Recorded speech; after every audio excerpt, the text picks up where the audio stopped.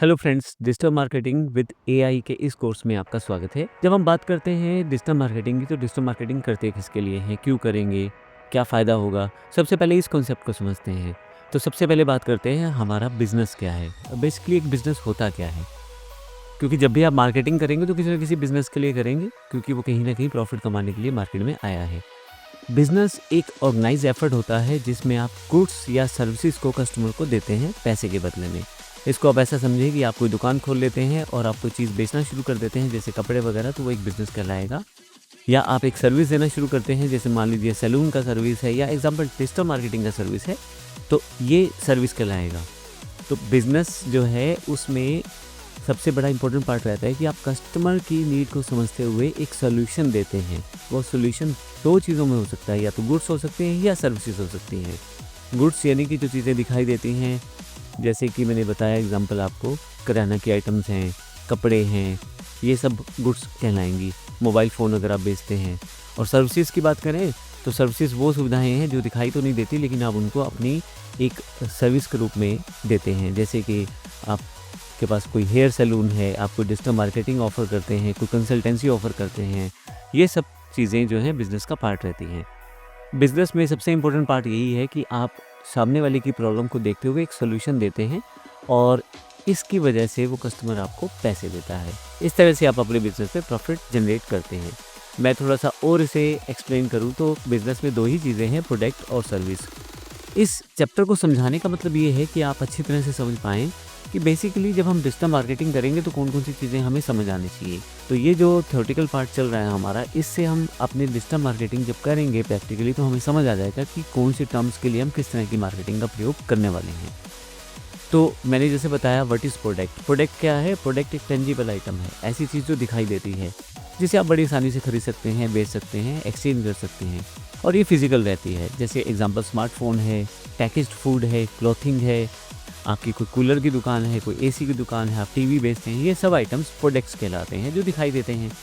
और अगर सर्विस की बात की जाए, सर्विस एक ऐसी सुविधा है जो दिखाई नहीं देती, लेकिन कस्टमर को आप प्रोवाइड करते हैं।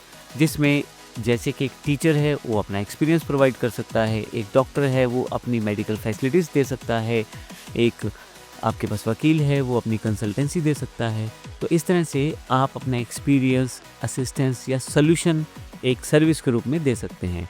यहाँ जैसे मैंने एग्जांपल लिया है, डिजिटल मार्केटिंग कंसल्टेशन है, हेयर स्टाइलिंग है, क्लाउड स्टोरेज है, ये सब सर्विस का पार्ट है। तो एक बिज़नेस 2 चीज़ों पे खड़ा होता है मुख्यतः, जैसे प्रोडक्ट या सर्विस। अब आप हो सकता है कि कोई बिज़नेस ऐसा हो जो दोनों तरह की सुविधाएँ दे रहा हो, लेकिन कुछ मोटे-मोटे तौर पे बिज़नेस 2 में से 1 चीज़ों की सुविधा दे रहे होते हैं, प्रोडक्ट सेक्टर या सर्विस सेक्टर। हमें अगर अपने प्रोडक्ट के बारे में पता होगा या अपनी सर्विस के बारे में पता होगा, तो जब हम डिजिटल मार्केटिंग की तरफ अपना एक कदम बढ़ाएँगे, तो हमें पता रहेगा कि हमारा डिजिटल मार्केटिंग का टारगेट किस तरह से अचीव करना है। क्योंकि प्रोडक्ट के फीचर्स को स्पेसिफ़ाई करना या उसकी जानकारी देना बड़ा ज़रूरी हो जाता है जब आप मार्केटिंग करते हैं। और जब डिजिटल मार्केटिंग करते हैं, क्योंकि ये बिल्कुल डिजिटल माध्यम है, ऑनलाइन माध्यम है, तो उस समय आपके पास अपने प्रोडक्ट के बारे में पूरी जानकारी अवेलेबल होनी चाहिए। इसको एग्ज़ाम्पल ले लें कि अगर आप स्मार्टफ़ोन ही बेचते हैं ऑनलाइन, तो आपको उसके हर एक फ़ीचर का पता होना चाहिए। डिजिटल मार्केटिंग में एक बात ये भी ध्यान रखने वाले हैं कि आपके साथ-साथ बहुत सारे लोग सेम काम कर रहे हैं पहले से, तो ऐसे में आपको उनसे आगे बढ़ना कैसे है, उनसे बेहतर ऐड कैसे लगाना है, उनके प्रोडक्ट के बदले अपने प्रोडक्ट को बेहतर तरीके से कैसे पेश करना है, वो भी तरीका आपका, जब हम प्रोडक्ट की बात करेंगे तो वहाँ उसकी जानकारी भी लेंगे, किस तरह से हम ऐसा कर सकते हैं।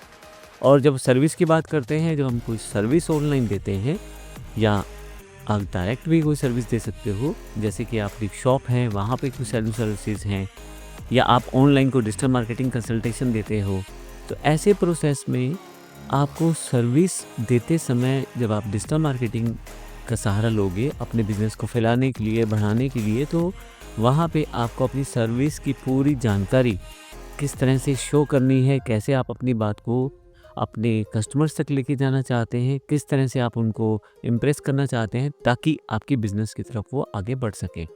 अब मैं अगर आपको ये बात करूँ कि ये प्रोडक्ट और सर्विस 2 ही सेक्शन है जिस पे हमें पूरा का पूरा डिजिटल मार्केटिंग करने का फ़ायदा मिल सकता है। अब ये अलग बात है कि प्रोडक्ट जो है कई बार हम लोग दुकान में बेचते हैं, कई बार ऑनलाइन बेचते हैं। जब ऑनलाइन वर्ड का यूज़ किया जाता है तो कहीं न कहीं डिजिटल मार्केटिंग के साथ वो ज़्यादा जुड़ा रहता है।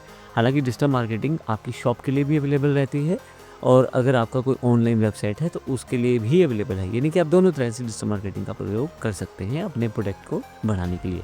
इसी तरह से सर्विस है, अगर आपकी कोई दुकान है, आप लोकल को सर्विस देते हैं तो उसका आप अपनी ऐड कर सकते हैं ताकि कस्टमर्स ज़्यादा आ जाएँ आपकी दुकान पे। और अगर आपको लगता है कि कोई ऑनलाइन सर्विस आप ऐसी दे सकते हैं जिससे आप, जैसे टीचिंग है, जैसे कंसल्टेंसी है, जिससे आप लोग आपसे जुड़ के कुछ ना कुछ बेनिफिट ले पाएँ, तो वैसे प्रोसेस के लिए भी आप अपनी डिजिटल मार्केटिंग का प्रयोग कर सकते हैं। अब इससे पहले मैं आगे बढ़ूँ, क्यों ना हम कुछ प्रोडक्ट और सर्विसेज के प्रैक्टिकल एग्जांपल देख लेते हैं। मेरे पास यहाँ कुछ साइट्स ओपन हैं। तो सबसे पहले मैं प्रोडक्ट्स की बात करता हूँ तो स्मार्टफ़ोन एक प्रोडक्ट है। तो अगर मैं ब्रांड की बात करूँ तो ये बहुत सारी कंपनीज़ हैं जो स्मार्टफ़ोन बनाती हैं।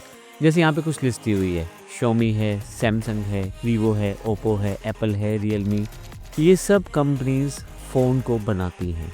तो यानी कि ये प्रोडक्ट बनाती हैं, क्योंकि प्रोडक्ट एक टेंजिबल, एक दिखाई देने वाली आइटम रहती है।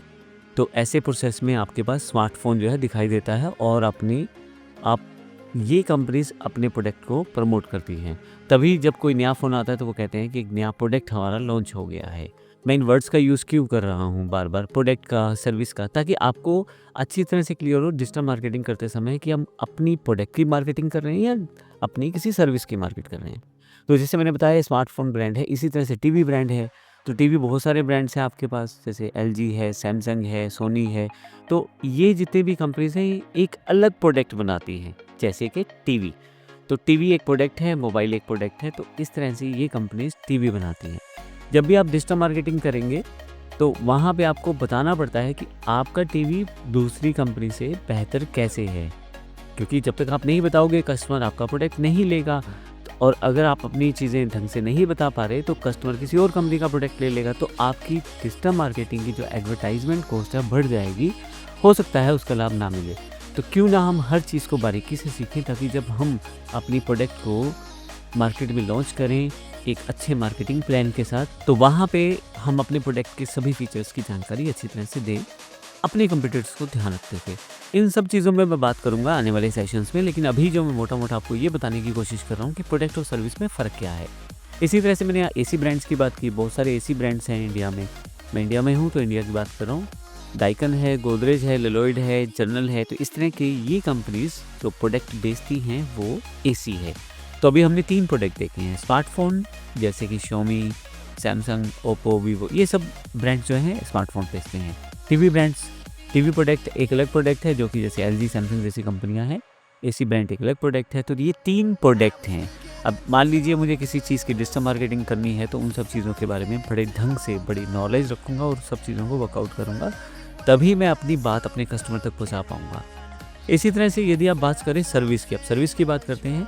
सर्विस एक ऐसी चीज़ है जो दिखाई नहीं देती, लेकिन आपसे वो चीज़ ली जा रही है और कहीं ना कहीं उसके बदले आपको पैसे दिए जा रहे हैं। तो अभी जैसे डिजिटल मार्केटिंग ये खुद भी एक सर्विस है।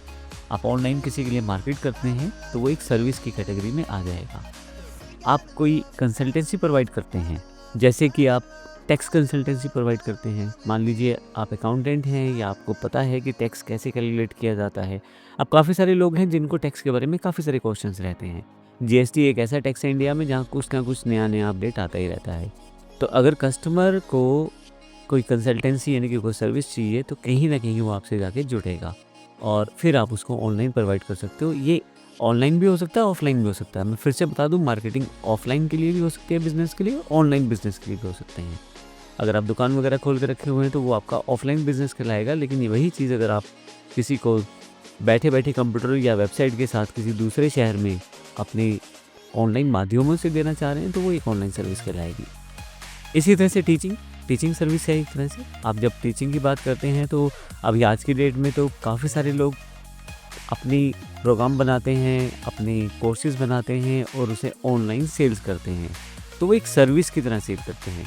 और अगर आप देखें तो उसमें ऑनलाइन क्लासेस मिलती हैं, बहुत सारी आपको इन्फॉर्मेशन मिलती है। तो एक सर्विस से आप कनेक्ट हो जाते हो। तो टीचर भी आपको एक सर्विस प्रोवाइड करवाता है। इसी तरह से सैलून की सर्विसेज है। अब यहाँ पे थोड़ा सा फ़र्क है। सैलून जो सर्विस है वो एक दुकान पे दी जाने वाली सर्विस है, ऑनलाइन नहीं हो पाएगी, नॉर्मल सी बात है। ऐसे प्रोसेस में सैलून वाला भी अपना बिज़नेस प्रमोट कर सकता है डिजिटल मार्केटिंग के थ्रू। जो सैलून सर्विस है उसमें एक लोकल सेगमेंट के लोग ही आएँगे। आप ज़्यादा से ज़्यादा कितना एक्सपेक्ट कर सकते हैं? 5 किलोमीटर, 10 किलोमीटर, 50 किलोमीटर, इससे ज़्यादा दूर तो कोई नहीं जाएगा अपनी बाल I see the light inside you, brighter than the skies. Hold on, just let us escape and fly